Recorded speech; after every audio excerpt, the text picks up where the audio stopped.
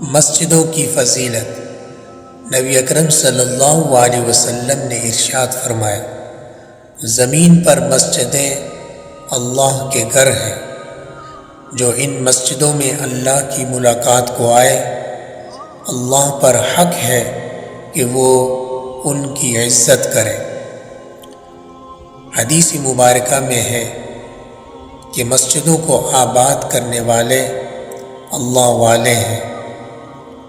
اللہ تعالیٰ ان مسجد والوں پر نظر ڈال کر اپنے عذاب پوری قوم سے ہٹا لیتا ہے۔